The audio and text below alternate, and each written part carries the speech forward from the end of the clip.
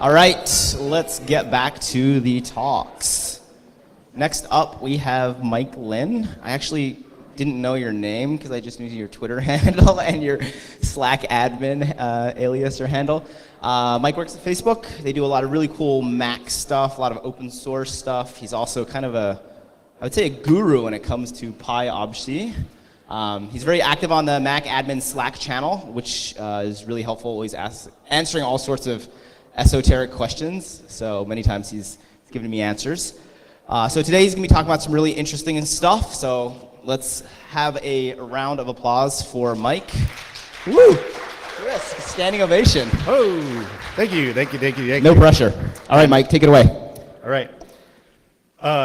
Yeah, thank you for that introduction on there. I think the first time Patrick and I actually were interacting was on Twitter, and me and maybe a couple other people were trying to lure him into joining the Mac admin Slack because he was going over this really great security stuff that we were all really super interested in, and he was going down these paths that some of us had already investigated before, and we were like, yeah, we got some people you can chat with over here that probably talk about some of that stuff.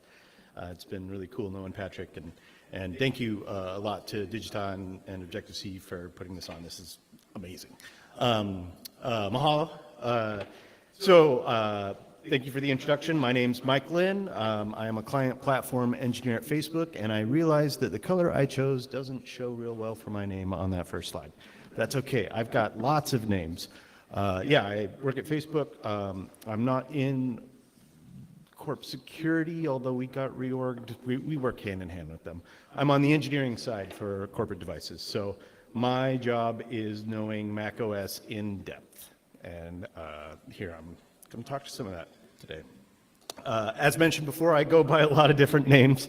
On Twitter, I'm Mikey. Frogger on the Mac admins and OS Query Slack. And then on GitHub, you can find me under Pudquick, of all things.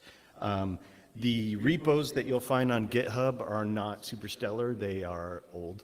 But if you look at my gists, there are several hundred of them, and they have many PyObjective-C examples, as mentioned earlier. It's a bit of a treasure trove in there. Just want to give a shout out at this point to the macadmins.org Slack. It's free for anybody to join. There's actually several dozen people that came to the conference here that are members of the Slack already. Even if you aren't a Mac admin, if you are interested in Mac security or IDS or just anything verging on Mac, it's a great community to come hang out in. A lot of people representing lots of different companies there, and lots of different in-depth knowledge that you could tap into. We're very friendly. We don't bite. I recommend you come and join. So today at this security conference, we've talked a lot about Apple and their software and their operating system. My talk here is going to be focusing more on some of the hardware changes that have been happening as of late. So if you're not familiar with your Mac history, the Apple started out on the Motorola processors for the Mac line, good old 68K Macs and all that fun jazz, Mac Plus, back in the day. They are not a stranger to change when it comes to hardware. They also later on went to PowerPC as the replacement for the Motorola line on there. They spent some time taking a stab at Intel processor chips during this, and then they ended up actually eating a little bit of crow and actually giving some credit back to Intel when they switched finally from PowerPC to Intel. So the Mac processor line hardware line has been through, over time, over the decades, multiple systematic underlying drastic changes, whereas in comparison to, say, the consumer PC market, basically Windows hardware, it's pretty much been the same family of x86 instructions with extension after extension after extension after extension for the longest time. Apple definitely plays a different game. They're a little faster, looser when it comes to being willing to make deep underlying changes to the hardware structure of their devices. So what has the mothership been doing as of late? Well, on the not Mac side of things, they've been making some pretty spiffy ARM processors as of late. I don't know if you've been checking out the Geekbench scores for the latest iPad Pros or anything like that, but that chart that I've got there is comparing single core and multi-core performance of the iPad Pro against a 2018 MacBook Pro. Those numbers look pretty stinking awesome. Some of us have been theorizing that Apple would be at some point here changing from their Intel processors once again to now an in-house ARM processor. Now, that hasn't quite happened yet, but in the meantime, what Apple has been doing since 2017 is they have started rolling out sort of this sleeper device.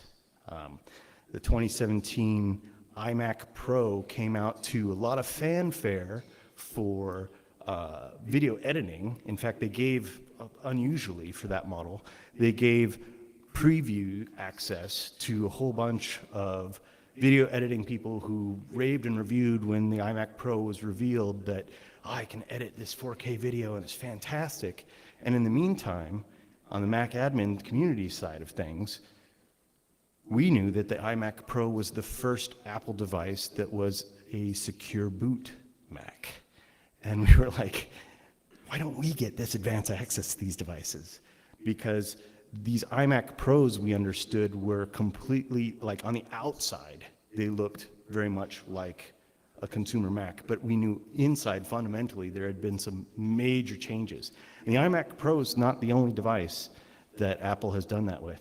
They've since gone on to do the MacBook Pro, 2018 MacBook Pro devices, and then just recently in the October event, they actually announced the MacBook Air has finally been refreshed, and it is now a T2 secure boot device as well, as is the Mac Mini of all things. That means that out of the entire Apple Mac lineup, within the scope of about, it's less than a year at this point. I think the iMac Pro came out in December of 2017. In less than a year, the only remaining Macs that are not secure boot devices at this point are the up-and-coming Mac Pro, whenever that's going to come out. It's very obviously going to be a secure boot device. The iMac, which honestly is very long overdue for just any sort of refresh at this point. I mean, it was a drop in they've already done the iMac Pro. Doing the non-Pro iMac is probably going to be pretty easy for them. And then the MacBook 12-inch, I don't know what's going to happen with that particular device. It's probably just going to honestly go away. But that's it. That's all that remains. Every other device now at this point going forward is a secure boot device. So when I'm talking about aliens among us with these devices, I'm not talking like ancient aliens or something like that. I'm talking here that these are devices that have gotten out into the world that, honestly, for what Apple did to them, there is not enough discussion and understanding about the changes because they did such a good job of it. The secure boot devices, in terms of aliens, is like the Doctor. On the outside, looks like you and me. Everything about these devices is, it just works. It's a Mac like any other Mac. But under the hood, instead of just the one Intel heart here, it's got two hearts going on. It's got the Intel chip and the T2 chip. And in fact, actually, when I was trying to do this analogy, I realized I was stretching it pretty far. It's actually probably closer to this guy out of Men in Black than anything else, because instead of it being just a side-by-side processor like it was in the T1 touch bars, the original, the first time the touch bar came out, there was a T1 chip in there. That's peanuts compared to what they've done here. So in the secure boot devices, here's the diagram, essentially, very simplified diagram of a previous generation non-secure boot Mac. In this particular situation, you have storage, camera, mic, audio, that kind of stuff basically routes effectively straight into the CPU. On the T2, that avenue is broken, and instead those devices route through the T2 which then has PCIe connections to the CPU of your device. It is literally man-in-the-middling the access of some very core hardware functionality of your devices, and it's the puppet master behind the strings. It actually has control over what your Mac can and cannot do in a way that is not possible if they were just side-by-side processors. When I'm saying control, you got to realize that storage block that I've got on there, that's where Mac OS is. The T2 sits between the Intel processor in your Mac and Mac OS. If the T2 says you don't get Mac OS, then you don't boot Mac OS. So when that iMac Pro came out in December, Apple, that was a really planned, targeted release for the first secure boot device, because this was brand new for them. The iMac Pro was basically like a specialty device. I think it's like $5,000 in a stock configuration or something like that. The volume that they expected to sell on it was probably pretty low. So good target for the release of a totally revamped hardware design like this, because if there were issues and that kind of stuff, they didn't do it to their MacBook Pros, which is basically the bread and butter of every corporate, government, whatever fleet out there. Actually, those are probably like MacBook Airs or something like that. But like they chose well on the model that they released this on. The side effect of that price, though, was that it was so restricted in terms of who got their hands on this stuff, that when you're talking about administrators and stuff like that who had to go, oh, there's a sample of this stuff in the wild, I need to get one. God, trying to get like approval to your boss, like, hey, yeah, I know that we deploy, $700 Mac Minis or whatever, but I need to go get this $5,000 iMac Pro because I need to understand what Apple has done to the devices that were ready when they do this to the Mac Mini. Yeah, that's not going to fly. So we're all kind of just like, I don't know, just screaming it, just trying to get this stuff, like, I need access to these machines. And then when we got access, it was kind of like this still, like, oh my God, what has Apple done to these things? They don't work anyway like we expected. I mean, it was more like this. We were just really confused because a few of us got access to these first secure boot iMac Pros, and the very first thing we noticed was these things don't netboot. That was a shock. Because you had the concept of zero-touch deployment in macOS. Apple has been repeatedly saying over and over, MDM is the way forward, for DEP is the way for doing zero-touch Mac deployment. You just open the Mac and it sets itself up and it enrolls itself. That's cute, but in the real world, we actually need to get these devices out in a timely fashion. And so the way that this is actually done was that people would hold the letter N key on their keyboard, and it would network boot to a local imaging server, which would then do all the automation, put the OS onto the device, all that kind of stuff. And we get our hands on one of these things, and they don't netboot at all. And they're like, okay, so what do we do now? And Tim Perfit of Two Canoes, wonderful gentleman, he actually went out and expensed himself iMac Pro, and just to check out all the things that we actually wanted Apple to do from a preview standpoint for us, the admin community for these secure boot devices. He blogged about the whole thing, like this doesn't work, this doesn't work. He went and he took screenshots of all the kind of stuff that people were running into trying to set up these devices. Because at that time, there was no documentation on it. We knew that these were different devices, but there wasn't a KB article out that showed you how they were different or talked about why they were different or any of that kind of stuff.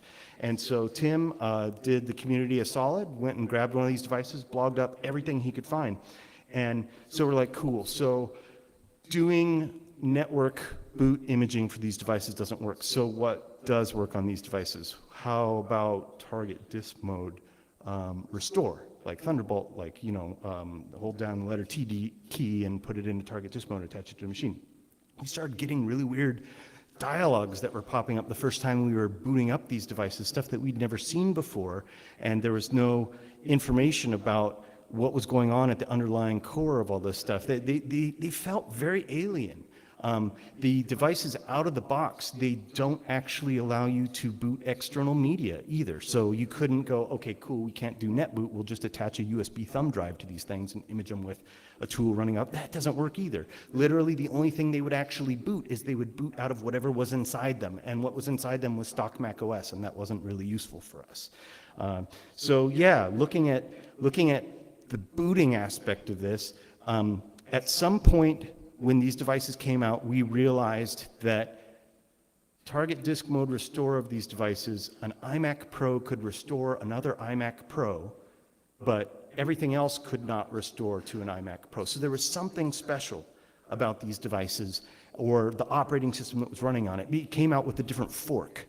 So I ended up actually doing some investigation about what was going on under the hood that was making the boot process actually work for laying down a OS that I wanted on the device rather than what came out of the box. And in doing that investigation, I found that the secure boot devices picked up some tricks from the iOS world of things. Secure boot devices do personalization. They reach out to an online Apple service where it says, here's the EFI boot binaries that I have, here's my immutable kernel cache, here are the pieces that I need to boot this version of Mac OS. Hey, Apple, can I get a signature back that says I'm allowed to boot this, please? And it's literally the exact same URL that iOS devices reach out to for personalization. If you're familiar with SSH blobs and stuff like that, it's literally the exact same endpoint. So the authorization service that Apple runs historically for iOS devices to say, yes, you're allowed to install and boot this iOS operating system on this device. Now these secure boot Macs had picked up the exact same trick, which makes sense. It's a great security model. I wrote about this to the best of the knowledge that I had at the time. And when I wrote it, I talked about these IM4M manifest files. So the signature happens, they get placed on disk, so obviously something on the machine is checking the signatures. And at the time, my assumption was, well, it's the T2 chip. The T2 chip just looks at the signatures on the thing, and it goes, yep, looks good, cool, we're gonna boot it. Fortunately, recently, Apple has actually published an excellent white paper on this with a lot of good details, including this really cool slide. This is the actual boot chain of the secure boot devices, and a lot of people don't realize that this is actually what's going on under the hood. There was a talk that was given at Mac Sysadmin just this recent year about the history of the boot process, the posts, power on, self-test, all that kind of stuff on devices, and he went all the way up to current generation Macs almost, and he had like a little teeny box where it was like, oh yeah, and secure boot happens here. Well, as it turns out, in this chart on here, there's an entirely other device that's booting up. Like it's basically you take that box and expand it, and there's a whole other giant diagram box inside that box. So what's actually going on here is, on every time you turn on a secure boot device, the T2 powers on. It checks its own signature. It is running BridgeOS, which is basically in the same family of stuff as iOS, except specifically for the purposes of being used in these Macs. But it has iBoot and all the things that you would expect to see on iOS. So it has the same secure boot model that you would see in an iPhone. And then the cool part happens right here. The T2 chip holds within itself the firmware for all the models of the devices that are out there. And then there is no SPI flash anymore in the Mac. There is no hardware copy of the firmware of your device. Instead, it is ESPI. ESPI is an Intel protocol that there's a white paper standard for it, where over the wire, a copy of firmware is handed to the Intel chip. It is never written to flash. It is never written to permanent storage on the device. There's no persistent storage of flash firmware modules on any secure boot device. That ESPI hands the firmware over to the Intel side of things, and then it boots up, and it's the firmware that was handed over that's actually doing the validation. The T2 really doesn't even have access to the file system of your Mac at all. it's that little teeny ESPI window that it talks through. It's the only access that it has, and it says, I validated that this is good. Here, you go on and do the next step. And then the firmware itself boots up, and it does the checking of those signature files and all that kind of stuff. Anyone who's eagle-eyed enough that noticed I had two little arrows in there before, that's the little ESPI guy that's hanging out over there. So that ESPI is the one that actually hands the firmware over to the Intel side, and then from then it looks like a traditional Mac EFI boot model. The EFI starts up, looks at these IM4M files, and goes, yep, signature's good, cool, we can actually boot.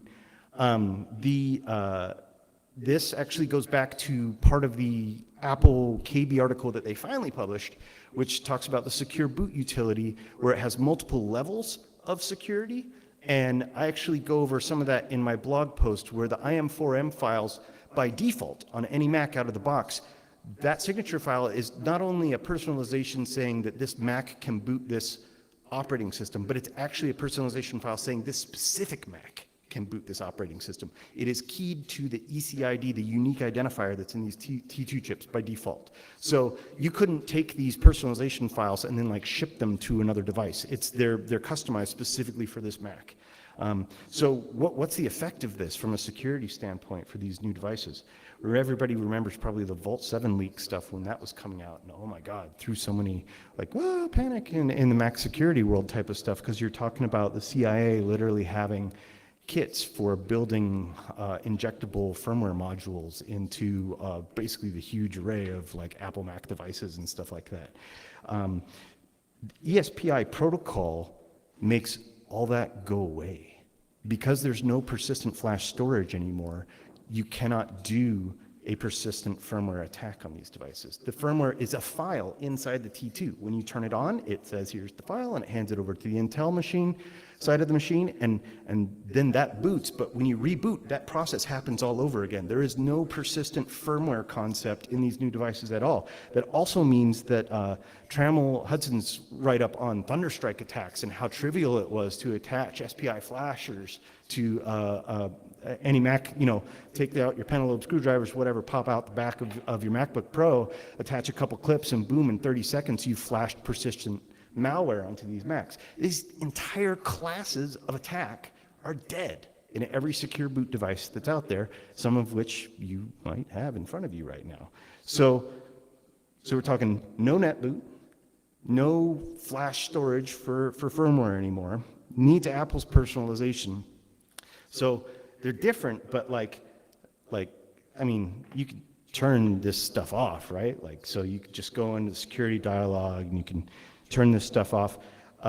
It's got configuration. You can turn off. So it can't be that hard from an administrator standpoint to deal with this stuff if you needed to, boot a thumb drive to image the Mac or something like that. Just turn it off. As it turns out, if you attempt to use the lower part, the allow booting from external media, or change it to no security or anything like that, before you can actually get to this screen, you're going to get an authentication challenge. So Apple agreed that, turning this off probably wouldn't be great. Like if I could grab your laptop out of the airport and I could just boot into recovery and go turn off secure boot, cool, I can put stuff on your Mac and you're not secure anymore. Well, so what they did here was they actually gated access to the configuration behind secure token accounts on your Mac. So Apple has actually married secure boot together with APFS at the hip. When you take a Mac that is secure boot out of the box, you can't actually turn any of these security settings off or change them. You literally have to go through the OS setup process at least once to make an admin account before you can then reboot back into recovery and go through these configuration settings. And then you can turn it off, and then you can re-image the Mac again if you really want to try and go through that crazy rigmarole of all that stuff.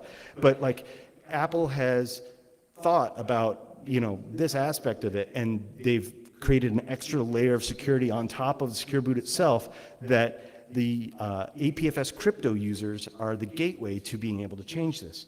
And so you're talking about an operating system that doesn't want you to boot unknown media. Changing it to boot unknown media requires a special type of security account to do the configuration change. Cool. Okay, so let's say I do that. Let's say I go through Setup Assistant and actually set all that stuff up. Is there anything else that happens in there? Well, so as it turns out, there's another file that's dropped on disk on these secure boot devices called bridgeversion.bin. Bridgeversion.bin actually hexadecimally encodes the minimum version of the operating system on your T2, the Bridge OS, that is required to successfully boot this particular Mac OS version. And so in here, it's the little endian Intel, it's a integer for 16, there's 2 of those in a row, and then 1064, and my machine was running 1065, so it's running at least a newer version of Bridge OS. So cool, we can successfully boot Mac OS. If you actually attempt to modify this particular file, yeah, you can bypass like the Bridge OS security and maybe boot an older version of it, Bridge OS that has it, but then later on in Mac OS itself, it still does these additional checks and says, hold on. I know you're trying to do like boot this really old Mac OS that's not trustable anymore or something like that, but Bridge OS still needs to be updated. So now you've got security from a what are we booting standpoint, security from who can make the changes on what we're booting standpoint, and security on the minimum level of operating system for the T2 itself. And when we look back at this diagram on here about the personalization piece of it, the T2 actually does personalization just because, like I said, it's like iOS, right? Like, so when it installs one of these new minimum versions of Bridge OS, it also has to use that personalization service to get that installed. So if you're the type of environment that is like a really locked down government environment that says we got to firewall all that 17 subnet, you know, the Apple 17.0.0.0, which totally ignores all the Akamai stuff and all that kind of stuff. But like if you're in that environment where you say, no, our devices won't talk to APNS, won't talk to any of that kind of stuff, I feel sorry for you, because the secure boot devices are not going to be your friend. Even if you went through and turned off the security, every single security feature, jumped through all those hoops on turning that stuff off, the first time you boot a new version of Mac OS on those devices that actually requires a higher version of Bridge OS than you have on your T2 chips, they have to talk to Apple. You literally cannot turn that piece of it off, even if you turn all the other settings off. So, like, there is some really baked in stuff on here, and I'm sure a lot of you right now are probably feeling like, cool, I'm super glad I'm not on the admin side of things and I don't have to deal with any of this stuff. But even if you're on the security side of things, I had some presents for you. So we were talking before about external boot media, right? So like from a forensic standpoint, you've got probably 12.5 different Linux variations of like, hey, I can boot this external media for these devices and I can capture a never modified version of the file system off of these devices. Well, first off, you've got to go back through that part on there for actually enabling the booting from external media in the first place, and you also have to turn off the secure boot security for the OS itself, because secure boot, while it works with Mac OS and Windows, it does not actually allow you to boot Linux at this point, so you'll have to turn that off. And then to turn it off, you need one of those secure token admin user accounts that we were talking about. So the cool thing about those is that you can't make one unless you know one. Like, so in previous operating system versions with FileVault under HFS Plus, the FileVault users, literally root could make a new FileVault user. And the equivalent has been drawn between FileVault HFS users and secure token users, but really it's a night and day difference. On APFS, a secure token user is a crypto user, a cryptographically enabled user on your account, and it has access to these new APIs for doing, I can access this file when this machine's locked or unlocked, and like at the APFS level. The way Apple has designed it, once one secure token admin exists, all additional secure token admins must be created with the password of the first one. And the way that most of the time that secure token admin gets created is the first person to log into the setup assistant, to the Mac, basically. So chances are, if you haven't checked out your fleet, a bunch of your users are the secure token admins on their devices, but you don't have any utility accounts that you actually know the password of any of those secure token users that you could actually grab one of these Macs and then change that configuration setting. Because secure token management is not really a thing that's available in Mac OS right now. It's literally got to know the actual password. If you attempt to use root to run the password command to change the password of one of these things, the secure token password is actually stored at the APFS level, not the Open Directory level. So root, not having access to, not being a secure token user, if you change the password, you've only changed the Open Directory half of the equation. The secure token password is still the previous password that you didn't know. So you can't actually brute your own way into having a secure token user on any of these devices. So from a forensic standpoint, these devices are horrible to get into. So I would really recommend reading, for instance, additional stuff on here, like Duo had a big write-up about this secure storage. As it turns out, that part where the storage is routed into the T2, it allowed Apple to do a new trick, which is that instantaneous encryption, because the volume at the block level starts out encrypted with an effaceable key. So now we're talking about, okay, cool, I have, let's say I don't have a secure token account on this device. I can't get in and boot stuff. I could still go into target disk mode, right? I can go into target disk mode and I can just bring the raw volume of this device up on here, and I can just DD the bytes out, and we can, you know, try to brute force the password or something like that. It's a nice idea. On previous generations of Mac, that actually worked. So on the new generation of Mac, the way that it works is some of the cryptographic primitives for that block level encryption are actually stored and non-extractable in the secure enclave itself. That means that the volume unlock key for the device, for the contents of the device, is entangled with these secrets that are stored in the secure enclave and not actually extractable in any way, shape, or form, other than attempting to just pass it a password directly and access the volume. That means that where before, on non-secure boot devices, if you had an APFS volume, you could grab a DD copy of it and brute force offline the password of this volume. Dictionary attack. You just pass plain text passwords to it and just attempt to actually do it. On these new devices, part of the key is a secret that you don't get, and it changes the password in such a way that if you can't do a raw dictionary attack, you can't do a dictionary attack anymore. You can only do raw key attacks. So we're talking about something like, you know, end of the universe type scenarios in terms of attempting to brute force these volumes. So cool. So we can't get in with secure token because our users have it and we don't know the user's password, and we can't get in because we can't offline brute force the volumes because the key is partially stored in a non-extractable hardware enclave on there. Even better, you're like, cool, all right, so we'll use a secure enclave. We'll just attempt to just, you know, run diskutil attach unlock on there and just attempt to brute force that. Funny new note in that T2 white paper. So not only does this secure enclave enforce hardware delays, much like you'll see on iOS device, but it actually has maximum attempts, 30 attempts per unlock token type that is on the secure boot volumes. 30 attempts per type with a maximum total of 90. The most important part is this last part. Once these attempts are exhausted, the secure enclave will no longer process any requests to decrypt the volume or verify the password. So that's all you get, folks. 90 attempts to do a dictionary attack against the volume. I hope your dictionary is awesome, because 90 is not a whole lot. I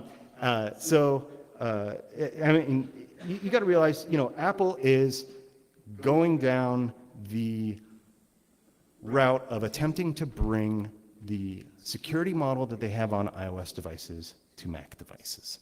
They are cribbing from it, stealing from it, whatever you want to call it. I don't care. It's good. Mac has needed this for a long time. But the side effect of this is that this stuff has gotten out of the gate, and I don't think a lot of people realize that it's out there right now. And from a fleet standpoint, ours are less than 10% of our fleet right now, secure boot devices. But still, they're out there. Like, there's a lot of them. And if you've got these practices that you've done from a security standpoint in your environment where you're like, hey, we're going to have a simulation, you know, for employee potential data loss scenario, we need to grab their device, we need to find out what's on their device and stuff like that. If you haven't tested this against a secure boot device, you may need to reevaluate the processes that you have, because you may not realize how alien these things are under the hood compared to all the other Macs that you've seen within the last few years. Like I said, it's not the end of the world. You just need to talk to your admins, find out, hey, do you guys know anything about this secure token stuff? And they'll say, let's buy a couple beers and I'll tell you a couple sad stories and we'll talk about it. Or even more worrying, you might run into someone who's like, what? I've never heard of that. But like, talk to the people who are managing your fleet, find out, get one for you to play with yourself. Double check your escrow of your recovery keys. So the stuff that I showed on there from a reconfiguration standpoint of the secure boot device, if you wanted to go in a secure boot utility, right now the personal recovery key and the IRK I don't believe can actually be used to unlock and change those security boot configurations, but you can at least use them for doing target disk mode attached to the device and gain access to the data that's at least inside of the device. So you do have that. So double check to make sure that this is healthy in your environment, that you're actually backing all this stuff up. And then also, I would recommend looking at, are you doing firmware password management on your devices? So like Secure Boot is an awesome step forward from a security standpoint on the Mac side of things. I was just thinking about like the Windows UEFI Secure Boot model when that stuff came out. It's still to this day, you'll see OEM vendors that are like, oh yeah, Secure Boot works great with Windows 8 and later, works great with Windows 10, whatever on here. Oh, you actually want to update the firmware on your device? Go ahead and turn Secure Boot off and then run the CD that we sent you. Like literally from their security story that they have on the Windows side of things was very not well thought out from a how do we maintain, update, manage this, all this kind of stuff. So it was very visible when it came out. A lot of tools out there told you, oh yeah, just turn this stuff off. Like I remember when it first came out on the Windows side of things, literally everybody was saying, just turn this off and you'll be happy again. But the Mac side of it, they did such a good job at hiding it in plain sight, honestly, that I don't think a lot of us, other than maybe the admin community, have honestly noticed how different these devices are. But what I was saying about firmware password stuff on here, for all the security that Secure Boot provides, if you have access to the IRK or the PRK, you could do target disk mode onto the device and pull a copy of the data off of the device. If you have the password of a user because you phished it from them or something like that, you can go in and you can reconfigure the secure boot levels on the device. So I would recommend potentially looking at doing firmware password management for your fleet and configuring one, because with a firmware password in place, attempting to get into recovery will actually stop for that password before it gets to this side of thing, and that password doesn't need to be a password that your average end user would actually need to know. So there's still additional layers of security. I feel that Apple, the choice of secure token as the benchmark for reconfiguring the secure boot level, I think was, that's what they had as the best option available at the time. I wouldn't be surprised to see it move more into the firmware password side of things. So if Apple does start making that migration where it's not based in a file system level record, because you can still go in and wipe the Mac in its entirety, and now the secure token user is gone, I'll make a new secure token user, and now I can create a new secure boot configuration for this device. So you could still get into it, you just have to do basically data loss in order for it to actually happen. So I just get this feeling that potentially you may want to look at whether you have firmware password management in your environment, because that may be like the next stage for control of configuration on this stuff. And then the other aspect on there, a lot of people say it's like yelling into a black hole, but do test and file radars in regards to the management of secure token users, potentially even the management of secure boot itself. We were talking earlier a little bit here about MDM with DEP and user approved MDM. Apple has made a lot of strides from an enterprise management standpoint in providing payloads that can do some pretty deep level security configurations via MDM and via MDM. And nothing exists right now for doing reconfigurations related to secure boot at all via MDM. Maybe that would be cool. I don't know. You could do firmware password management with it, but you can't do secure boot settings or anything like that. So I'd recommend checking out the automation that you have with, talk to your security team, talk to your admins. You need to understand these machines better because they're already out here now, and within a year or two, every Mac is going to be like this, and there's not going to be a chance for you to avoid it anymore. But yeah, don't panic. We got this. We can figure this out. You just need to be informed, and hopefully this has been a little eye-opening for some of you, and thank you. Any questions?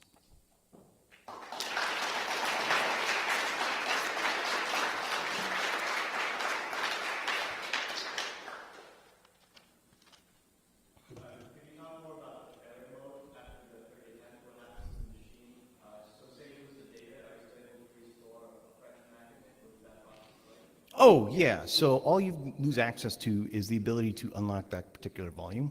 So you've got data loss. That's happened. But it's not a brick. You can still wipe the device or create a secondary volume or something like that. It's just that literally the ability to access the volume unlock key for that particular volume is gone.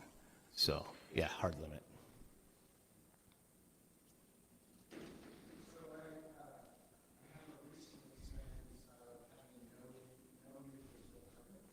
Mm. Mm-hmm. Yeah, so that's a thing that can happen right now. In fact, that I believe in one of the 10.14 betas, huh? Oh, sorry, for the people who didn't hear, he ran into a scenario where he had no secure token users on his device. He expected that the MDM created user at the setup assistant going through the login would actually get a secure token, and it didn't happen. Yeah, that can happen. So the part where I was talking about testing and filing radars, that's definitely related to that. So Apple has gotten, so they've married secure token to the security status for the configuration of these devices. If you needed to get back into the secure boot utility, you need to have secure token user. If you needed to enable file vault on the device, you'll find if you're in that particular scenario, you have the potential to go click the turn file vault button on, and it will give you error messages even though you're an admin because there are no secure token users on the device. Yeah, there's a lot of bugs surrounding that. When the initial versions of 10.13 came out with secure token users, there were a lot of crazy scenarios you could get into where you would end up having none or accidentally deleted the last secure token user that you had on your device, which is super not good. Apple has since put a lot of checks into a lot of their tools and APIs such that if you attempt to delete the last secure token user, it'll actually yell at you and say you can't do that anymore. But the act of the first secure token user failing to be created in the first place, especially in regards to MDM, yeah, there's still a lot of bugs surrounding that. Yeah, so in that particular situation, we've noticed that one of the workarounds for 10.14 right now is that you can actually, if you're using an institutional recovery key and using the FDE setup command on the device, the act of passing in the institutional recovery key will go and actually bootstrap the first admin into a secure token, like it'll create the first secure token user. But from an automated standpoint, I don't really have a good solution there for you. I think some other people noticed if you go into File Vault and go click Enable on the device, in some scenarios, it'll also bootstrap the first user on there. No. Okay, so secure token users, you can only create the second and later secure token users when you have the first one. The first one is a special instance, though. There is scenarios where when you start with no secure token users, which is the default for a vanilla Mac OS, that the first one has to get bootstrapped somehow. And it basically bootstraps itself. And unfortunately, there's not a little documentation about all the avenues by which you can do that, but they do exist within the OS. And the one where it's coming in through MDM with user creation, that one's been really wonky as of late. And so I would definitely like file radars on what OS versions you notice that that's happening to you in, and you should get responses back saying that we understand this and we're working on it and that kind of stuff. Anyone else? No? Good? Oh, yeah.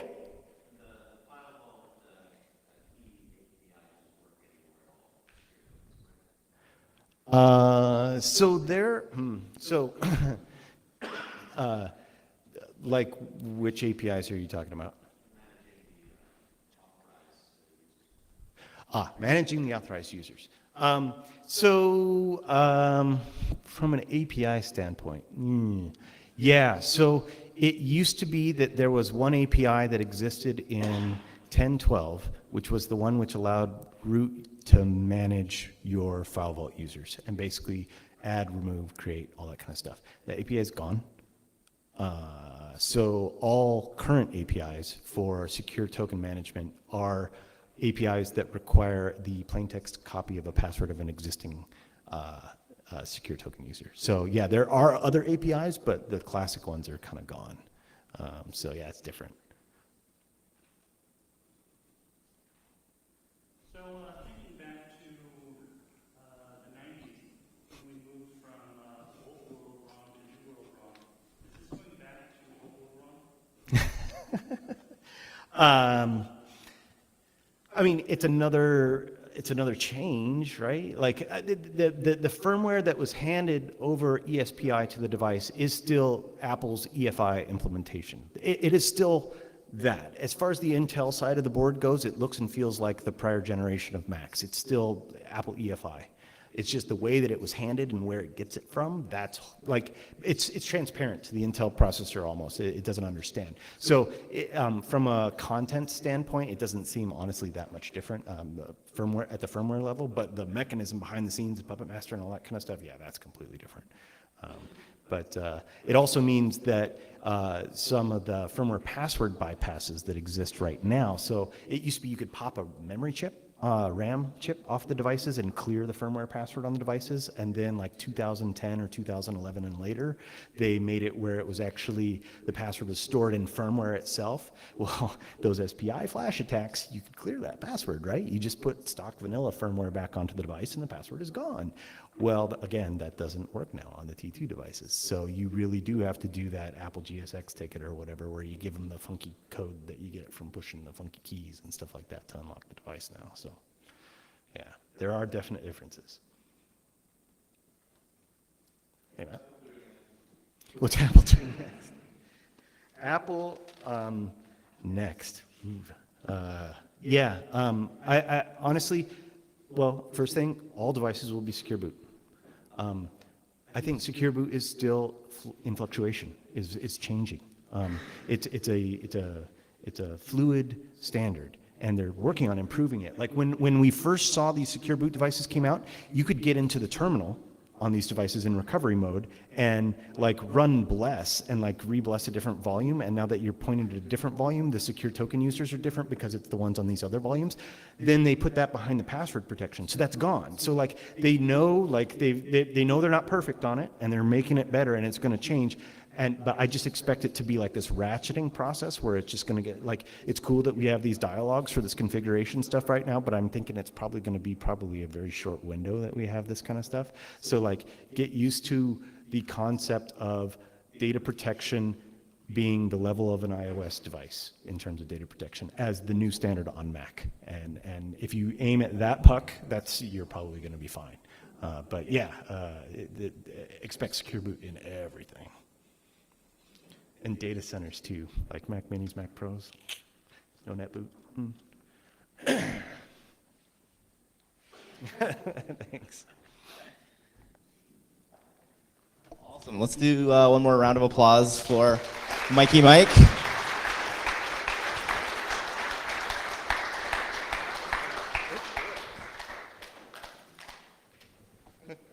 Again, super interesting talk, and I think the research he's doing is really important, and especially providing feedback to Apple. As you mentioned, the specs kind of changing, so the feedback from industry and people who are actually using this in the enterprise is really, really important.